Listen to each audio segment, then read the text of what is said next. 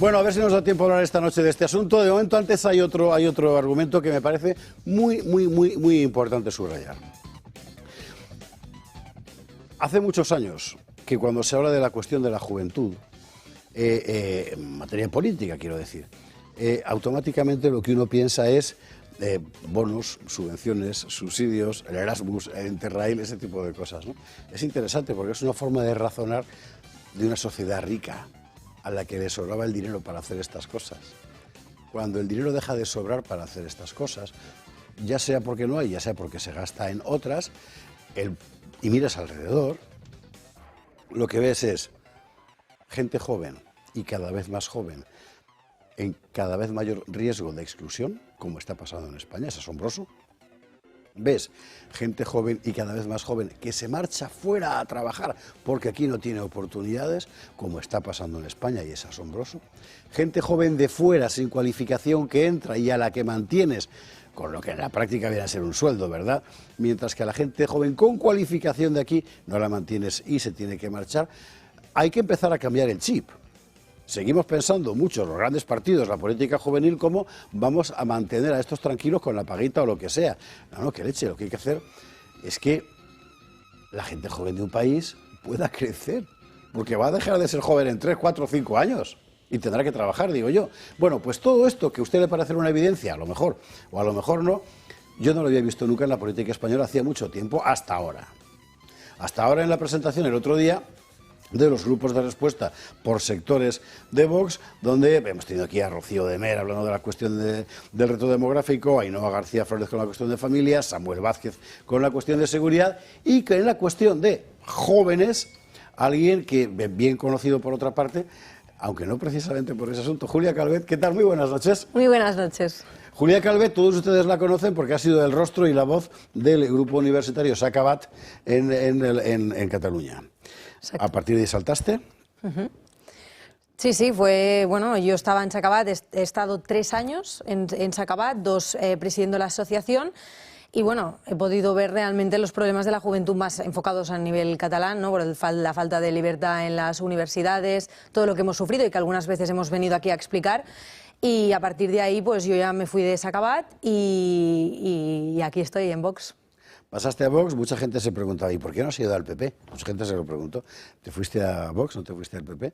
Para mucha gente aquello fue además un poco una pista, es decir, la de la gente más joven ya no identifica al PP como algo con perspectivas, ¿no? Es una cosa interesante. Exacto, no, totalmente. O sea, los jóvenes tenemos muy claro que lo que nos ha llevado a la ruina actual es el bipartidismo. O sea, años de políticas que nos han llevado a despilfarrar un montón de dinero público y de llevarnos a la situación actual. Es decir, que no tengamos vivienda digna, que no podamos, es que ya ni siquiera tener un país de propietarios. Es decir, no podamos, es que ni acceder por una entrada, porque no podemos dar una entrada a un piso, sino directamente es que no podemos ya ni alquilar, ¿no? Además, también los salarios, pues a día de hoy son nefastos, no llegamos a final de mes. Tenemos que pagar, por ejemplo, el otro día lo decía, más del SMI a un piso de alquiler de 60 metros cuadrados, es que es una auténtica barbaridad, ¿no? Y entonces, ¿qué pasa? Que los jóvenes lo vemos, en este caso, vemos claramente cuáles son los culpables, el bipartidismo, PP y PSOE, de esas políticas que nos han llevado a la actualidad, y entonces vemos en Vox esa solución, no, esa esperanza de políticas reales, de políticas que realmente pues, son políticas de calle, es decir, es el único partido que no te niega que hay inseguridad, que no te dice que es una sensación que tú tienes, sino que tú lo que estás viviendo es porque realmente existe, ¿no? O porque es gracias a que la gente confía en las instituciones, como decía Marlaska el otro día a propósito de luego. En fin, bueno, dentro de esa asunción de políticas sectoriales encontréis el problema de la juventud en concreto. Es decir, el problema de la juventud fundamentalmente es que se pasa. Quiero decir, dejas de ser joven en algún momento y de lo que se trata es de que a la gente que está empezando a construir su proyecto personal, familiar, etcétera, ponerle las cosas lo más fáciles posible. Y aquí es donde hay que empezar a hacer políticas, que es mucho más que destinar un presupuesto para subsidiar, evidentemente. Exactamente, o sea, esos subsidios lo que hacen es hacernos dependientes del Estado. Y eso es un problema en el sentido de que, bueno, por ejemplo, teníamos el bono eso del PSOE, ¿no? Cuando cumples 18 años tienes 400 euros. Pues eso a los chavales, pues a lo mejor les hace ilusión un momento, pero luego enseguida ven lo que hay. Y entonces, ¿qué pasa? Que son muchos años de constancia, de políticas, ya no, como tú decías, ya no es la juventud, que la juventud pues se pasa, sino que hay que buscar políticas que cambien generaciones, ¿no? Es decir, que no estamos buscando políticas meramente electorales para buscar más rédito electoral, para tener más votos. No, no. O sea, nosotros, por ejemplo, desde Vox lo tenemos muy claro. O sea, el día que lleguemos a gobernar no va a ser por un puñado de votos y a base de cualquier cosa. No, no. Tenemos propuestas que, más allá de la popularidad, nos van a hacer llegar a los valores y a las ideas que nosotros queremos mostrar, ¿no? Y además también es importante tener en cuenta el tema de la familia. Y es que se han hecho políticas en contra de la familia, ¿no? Es decir, es un problema que a día de hoy pues los jóvenes nos vendan que lo guay, lo divertido es el co-living, ¿no? Vivir ahí con compañeros de piso, está bien, a lo mejor a los 20 años te puede, bueno, pues resultar hasta divertido, a los 30 a lo mejor ya te empieza a incomodar, pero cuando tienes 40 años, no tienes familia, no has podido preservar y transmitir a tus hijos la herencia de nuestros padres y de nuestros abuelos, entonces, ¿qué te queda? De la cuestión generacional hablabas, precisamente lo más llamativo y desde mi punto de vista esperanzador, aunque sea en una circunstancia trágica, de vuestra posición en este momento y en lo que pienso cuando os oigo a Carlos Quero, a Rocío de Melo, a ti, es la toma de conciencia de que sois una generación a la que se le ha suprimido las expectativas. O sea, la de vuestros padres, que es la mía más o menos, lo tenía, fastidiado, pero bueno. La de vuestros abuelos estaba en pleno crecimiento del país. A la vuestra directamente os han dicho eso, co-living y co-working. Claro. Lo que pasa es que esto significa replantear por completo, vamos a ver, perdóneme usted la cursilería, la estrategia de país, digamos. Es decir, a mi país de aquí a una generación, a 30, a 40 años, lo quiero llevar hacia este otro lugar. Claro. Y eso implica un replanteamiento general en términos económicos, políticos, sociales, etcétera, y también culturales. Exacto, totalmente esencial. Es que es, digamos, como tú lo has dicho, es replantearnos la forma de cómo entendemos nosotros, ¿no?, la política, pero desde los aspectos pues sociales, económicos y sobre todo a nivel familiar. Entonces, nosotros tenemos que tener claro que frente a ese individualismo que nos intentan imponer nosotros como seres humanos, es que ya voy a la esencia, ya no, digamos, toda la vida en España nos hemos formado de familias. Es decir, ahora aquí nos venden pues el tema de esto, bueno, del co-living, como te he comentado. Además también somos una de las generaciones más preparadas de la historia. Yeah. Y lo que estamos haciendo es exportar talento y importar inmigración. Inmigración y además que nosotros lo relacionamos con la inseguridad. Es decir, importamos delincuentes.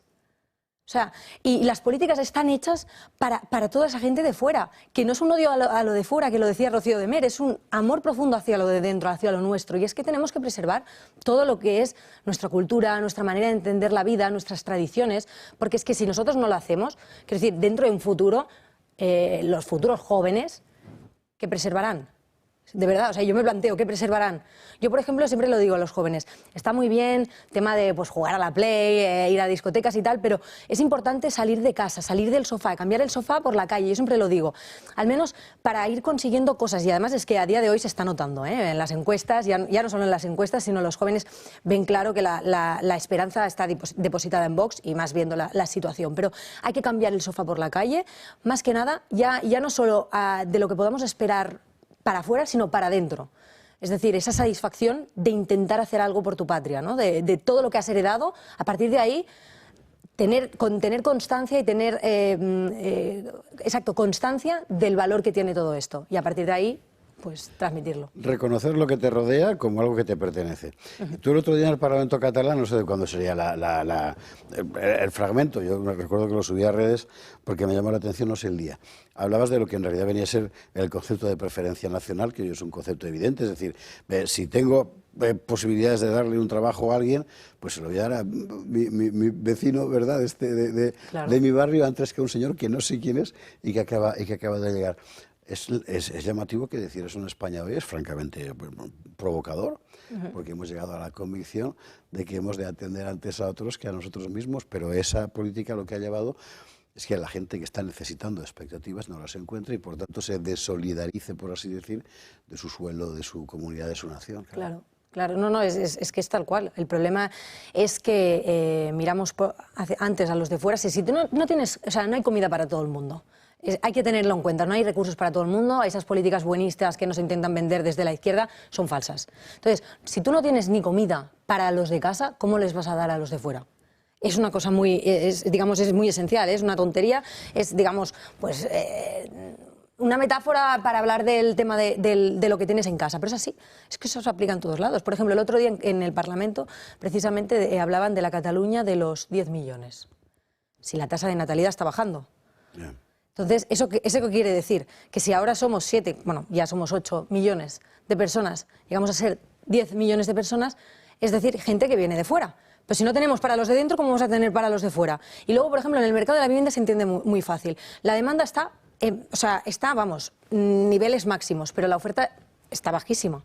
¿Qué pasa? Aquí llega 1 millón de personas, no tenemos 1 millón ya de pisos, que tenemos que fabricar, construir, no tenemos para los de aquí. Vamos a darlo a los de fuera y además son los que tienen las ayudas, son los que tienen primero los requisitos para poder acceder a una vivienda de protección oficial, por ejemplo, y así constantemente, en todo.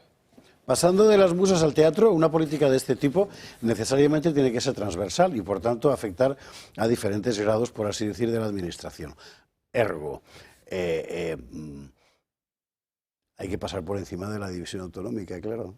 Sí, totalmente, pero bueno, ya lo decimos. Políticas que pasen... Ya lo decimos desde siempre. Por ejemplo, en Cataluña nosotros tenemos hasta 15 impuestos propios. Quiero decir, hablan hablan del tema del financiamiento singular y de que tenemos que ser solidarios, que Cataluña da mucho dinero, eso es falso. Y luego resulta que tienen 15 impuestos propios. O sea, nos tienen, digamos, con una asfixia fiscal, sí, a todas las familias catalanas y a los jóvenes con el tema, digamos, de querernos emancipar y formar una familia. Que es tremendo, es tremendo. Y claro, tú ves ahí que pasas, te vas a Aragón y tienes ya 5 impuestos menos. Quiero decirte, es que esto es lo que provoca. O sea, el sistema de las autonomías es un sistema fallido y lo llevamos diciendo mucho tiempo y lo seguiremos diciendo. Y eso te lo dice una catalana, de habla catalana y profundamente orgullosa de ser catalana. Y con 7 apellidos catalanes, que sepa usted. No 8, pero 7... 7 sí. Sí. ¿Y eso lo percibe una generación nueva? Después de 40 años de machaque mediático, cultural, educativo, separatista, a pesar de ese machaque, es posible, como decir, sacar la cabeza por encima, ¿verdad?, de la marea de propaganda y ver una realidad y decir, ¿nos estáis llevando a la ruina? Sí, eso se ven, por ejemplo, en 2 ámbitos muy claros. Por ejemplo, el tema bueno, que lo comentabas tú, ¿no?, el tema de la mal llamada violencia de género. A los chavales, ya no te digo mayores de edad, sino en los colegios, a 16, 15 años, las profesoras les dicen que por ser hombres ya pueden ser potenciales violadores. Y eso me lo ha dicho a mí un niño de 16 años. Entonces, ante todo esto, los chavales ya les puedes meter toda la propaganda que quieras. Toda la propaganda que quieras. Pero ellos lo que dicen es, perdona, no me criminalices, no criminalices al hombre. Y a partir de ahí, pues dan un poco el golpe en la mesa. Y el otro tema es el tema del, por ejemplo, en Cataluña, el catalán. O sea, están escandalizados porque, a pesar de la imposición constante con la inmersión lingüística, a base, pues, a nivel institucional, a nivel educativo, a nivel económico, todo es catalán, catalán, catalán, a pesar de esta imposición, resulta que las encuestas van a la baja. Los jóvenes a día de hoy no hablan menos catalán que hace 10 años. A pesar de que las políticas han ido creciendo, las políticas de inversión. Entonces, es que, claro, eso realmente... Yo el otro día lo preguntaba en una comisión, digo, replantéense la forma de imponer el catalán, porque a mí, por ejemplo, es una lengua, es mi lengua, y la están utilizando como arma separatista y les está funcionando mal, porque a día de hoy la gente no habla más catalán, a pesar de la imposición constante. Y no hablemos ya del despilfarro económico, del despilfarro de gasto público que hacen en políticas de imposición del catalán y políticas, pues, de la violencia de género, etcétera. Programa de actividades, área de política de juventud, ¿qué tienes por delante? Hombre, pues muchas cosas, la verdad. Tenemos que tener en cuenta, pues, que hay... Mira, te voy a explicar una cosa. El día que me nombraron y salió a la prensa esto, me llamaron varios chavales, pero digamos de Vox y no de Vox, de distinto, bueno, me llamaron, me contactaron por Instagram, etcétera, de distintas regiones de España. Y me decían, Julia, tenemos que hacer esto, tenemos que hacer lo otro, tenemos que intentar ir por aquí, ir por allá. O sea, los chavales tienen tantas ganas que lo que hay por delante es escuchar, todas esas problemáticas que ya hemos visto, intentar revertir y convencer a esos chavales que a día de hoy compran el discurso de la izquierda porque les han manipulado desde los medios de comunicación, para que vengan a Vox y para que entiendan que realmente somos el único partido que pisamos la calle, que no vamos a negar los problemas que ellos viven y que vamos a revertir la situación.